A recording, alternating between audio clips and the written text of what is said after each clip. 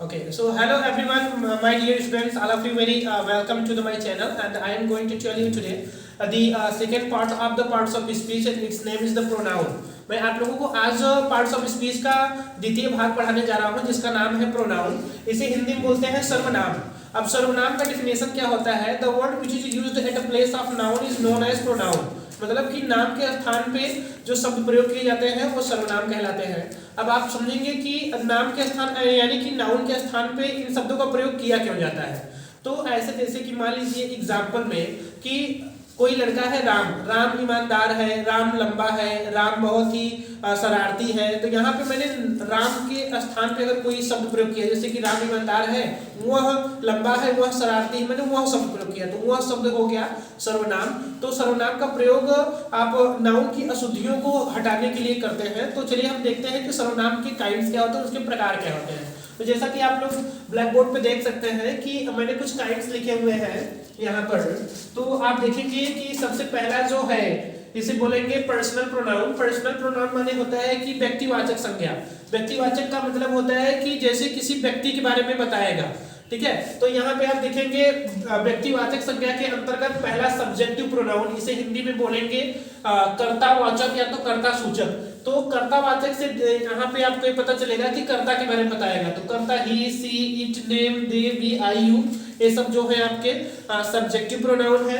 द्वितीय नंबर पर आते हैं आपके ऑब्जेक्टिव प्रोनाउन। ऑब्जेक्टिव जैसे कि कोई कर्मवाचक सर्वनाम, जैसे आप देखेंगे ही, यहाँ पे ही का हिम हो गया, सी का हर हो गया, इट और देम, अस, मी, यू, ये सब जो है आपके ऑब्जेक्टिव प्रोनाउन है। आप देखेंगे तीसरे नंबर पर है आपका पोसेसिव प्रोनाउन। इसका हिंदी होता है अधिकार सूचक या तो अधिकारवाचक। तो आप देखेंगे यहाँ पे his, her, its, dear, our, my, your. तो यहाँ पर ये सब जो है एग्जाम्पल है आपके पोसेसिव प्रोनाउन के। और फोर्थ नंबर है रिफ्लेक्सिव प्रोनाउन। इसका हिंदी होता है निजवाचक संज्ञा। अब निज का मतलब होता है निजी चीजों के लिए, मतलब स्वयं के लिए, खुद के लिए। तो यहाँ पर एक शब्द जुड़ा हुआ है, जैसे हिम से एक शब्द जुड़ा हुआ है सेल्फ। सेल्फ का हिंदी होता है खुद या तो स्वयं। तो आप देखेंगे यहाँ pay him self, her self, it self, them self, our self, यानी कि जितने भी ऊपर आपके सब्जेक्ट्स हैं उनमें यदि आप सेल्फ जोड़ देते हैं तो आपका रिफ्लेक्सिव प्रोनाउन बन जाएगा। जस्ट उसी का एक रिफ्लेक्टेड पोर्शन होता है जिसे बोलते हैं इम्फेटिक प्रोनाउन। तो ये थोड़ा सा डिफरेंट होता है, अभी मैं आपको बताऊंगा इसका एग्जांपल। तो आप देखेंगे इम्फेटिक प्रोनाउन भी सेम होता है, him self, her self, it self, your self, my self, but इनके जो प्रयोग करने का नियम होता है वो चेंज होता है। जैसे उदाहरण के रूप में मैं बोलूं कि मैं खाना स्वयं खाऊंगा, मैंने बोला मैं खाना स्वयं खाऊंगा, फिर मैंने इसी को बोला कि मैं स्वयं ही खाना खाऊंगा। तो यहाँ पर जब मैंने बोला स्वयं ही खाना खाऊंगा, तो यहाँ पे जो स्वयं ही मैंने बोला ये आपका इम्फेटिक है। इम्फेटिक का मतलब होता है दबाव सूचक, मैंने दबाव दिया। ऐसे मैं बोलूँ कि आप जाएंगे स्वयं, या तो आप स्वयं ही जाएंगे, तो यहाँ पे स्वयं का जो प्रयोग लास्ट में यानी कि माई सेल्फ, इन सब चीजों का लास्ट में प्रयोग होता है, तो उसको आप बोलेंगे रिफ्लेक्सिव। यदि सब्जेक्ट के बाद इन सब चीजों का प्रयोग हो तो आप उसे बोलेंगे इम्फेटिक प्रोनाउन। उसके बाद फिर आप देखेंगे डेमोन्स्ट्रेटिव प्रोनाउन, ये 6 नंबर का आता है। डेमोन्स्ट्रेटिव माने होता है संकेतवाचक। आप जैसे किसी भी वस्तु को, किसी भी नाउन को आपको बताना है, संकेत करके बताइए। जैसे आपने बोला कि this is the my mobile, this is the my phone, तो दिस इज जो शब्द है यहाँ पर, दिस, दैट, दिस, दोज, ये संकेतवाचक सर्वनाम है, आप देख सकते हैं। और 7 नंबर आता है इंट्रोगेटिव। इंट्रोगेटिव माने क्या होता है? प्रश्नवाचक सर्वनाम। मतलब कि आप कोई भी ऐसी चीज का नाम लीजिए, उसके नाम लेने के बाद आपको पता चले ना कि वो कोई नाउन है। जैसे कि मैंने बोला कि व्हाट आर यू ईटिंग, तो जो चीज आप बताएंगे, जैसे कि मान लीजिए मैंने बोला कि आप क्या खा रहे हैं, तो आप जब भी नाम लेंगे तो कोई नाउन लेंगे। तो इस तरीके से जब कोई ऐसा प्रश्न पूछिए जिससे नाउन का पता चले, वो आपका क्या होता है?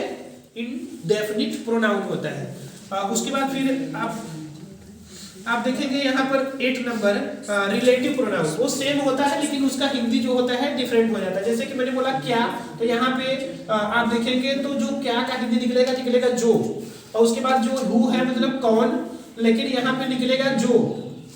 तो आप इमेजिन करेंगे कि रिलेटिव प्रोनाउन है।